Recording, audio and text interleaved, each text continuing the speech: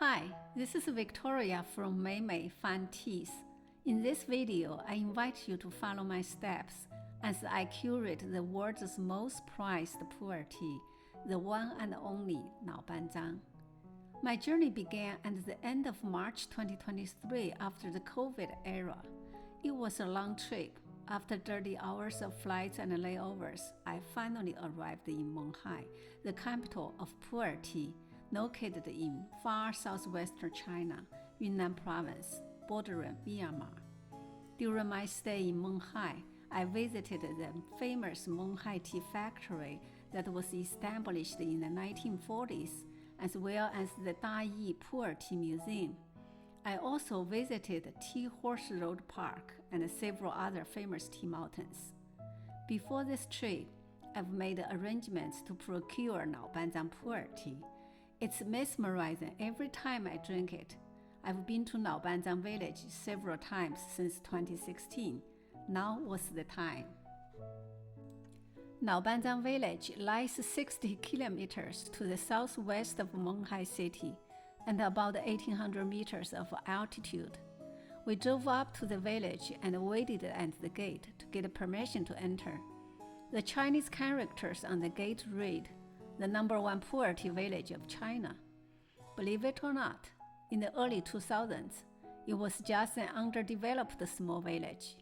As a result of its worldwide fame and high demand, the villagers have accumulated wealth, and the village has become the #1 tourist attraction for puerh tea. We pre-arranged to visit several villagers' homes and tried a few batches of freshly made tea to get an idea of this year's quality and taste.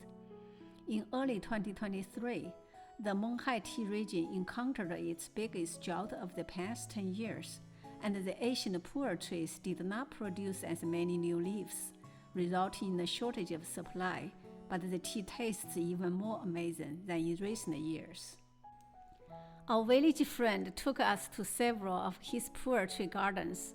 We surveyed the puerh trees and examined the surroundings while chanting about the trees and any special conditions encountered during the past year. One thing we were assured of is that in Lao Ban Zhang, you don't worry about pesticides, chemicals, or fertilizers, as the village strictly prohibits their use. If a villager uses these chemicals, he will face serious consequences, including losing his money-making puerh trees. During my walkthroughs, I paid particular attention to the different varietals and how their leaves grow slightly differently. During the hundreds of years of cultivation, Lao Ban Zhang has a mix of varietals in each patch of puerh trees. The mix of these varietals is one factor that makes Lao Ban Zhang puerh tea taste so complex and fascinating.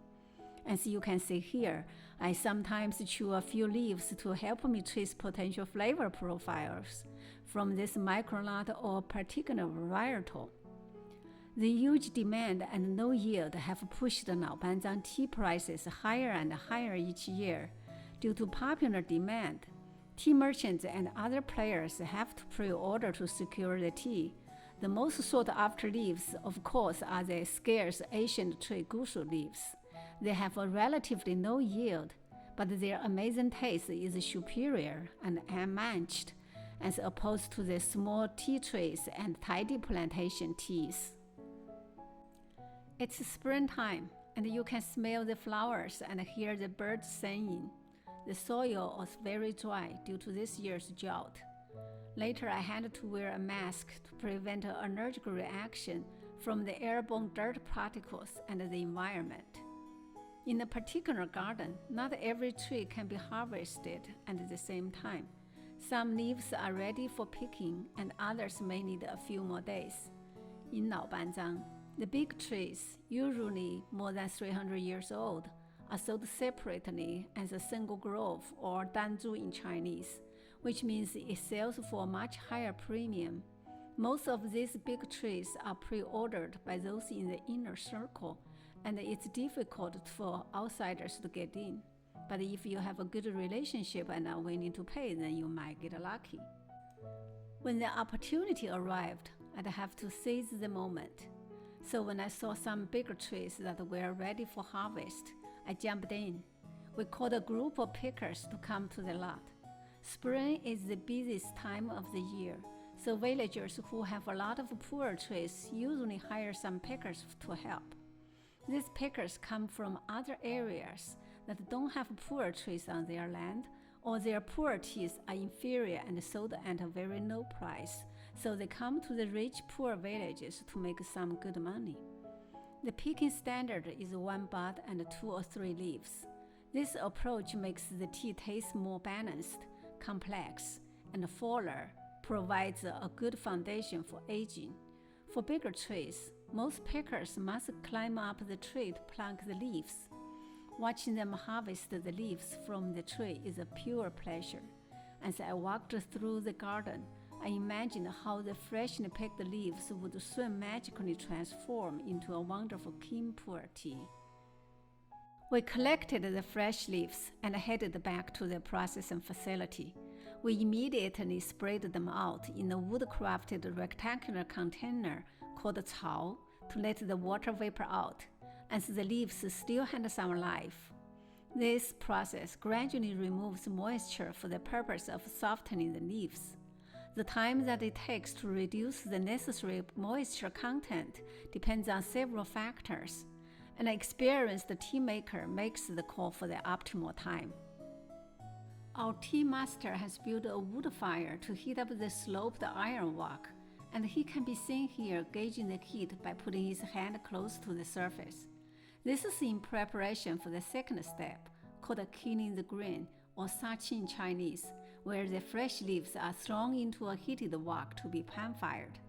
The crucial elements in this step are temperature and time. The wok is usually heated to about 300 degrees Fahrenheit.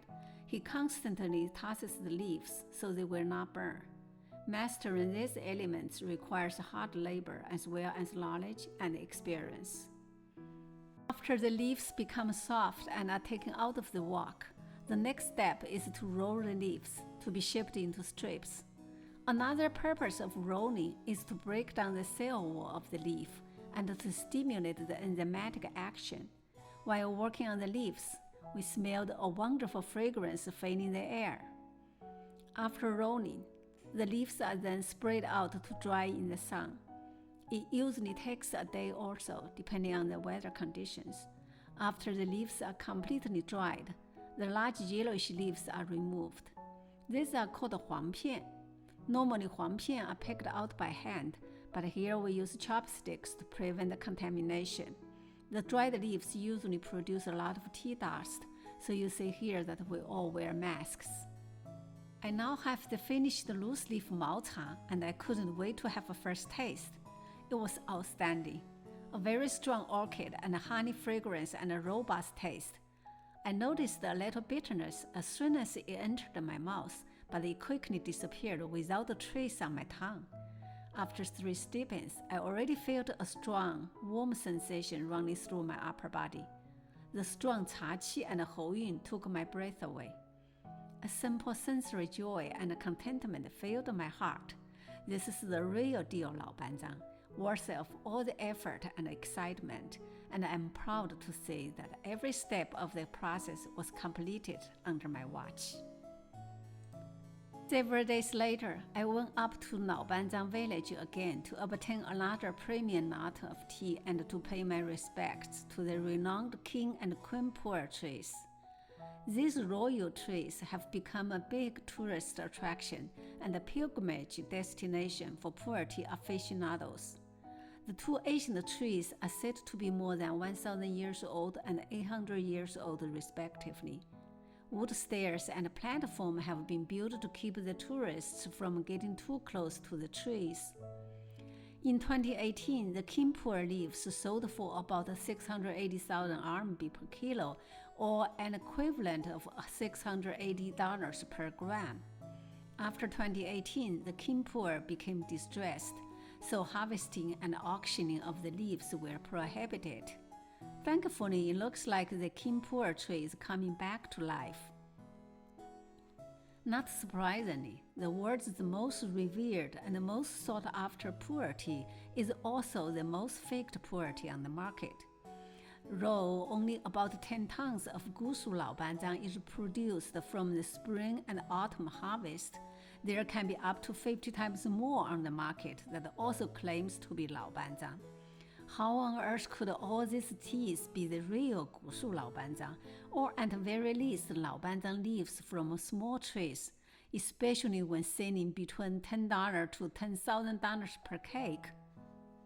Traditionally, puerh tea is pressed into different shapes and sizes, such as cakes, bricks, and mushrooms. I had this precious Lao Ban Zhang tea pressed into 200-gram cakes in the Modern Puerh Tea Factory in Menghai. The pressing into cakes is also an important step for preserving the original character of the malta leaves and for aging well into the future. I observed the pressing and drying process, as well as the wrapping of individual cakes, packaging them into bamboo skin tones, and finally having them shipped back to the US.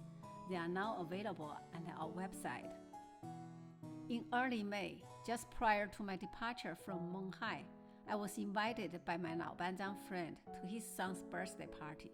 It's a honey tradition for families to celebrate their baby's first birthday with a big birthday bash, wishing the baby a bright future. The celebration would go on for a whole day with lots of food and drinks. I had a good time mingling with the family and the villagers. The villagers are all honey minority group. As you get to know them, they are real down-to-earth people that have both humanity and pride in their blood. Lao Ban Zhang tea has become a legend in the last decades of China's puerh tea renaissance, and they deserve it. There's only one Lao Ban Zhang, and access to the real authentic Lao Ban Zhang is very limited. I'm grateful for their privilege and humbled to be able to curate this precious tea. What a great gift to be able to cherish and enjoy Mother Nature's best. It's a true delicacy to drink now or to age and enjoy for many years to come. Thank you for watching.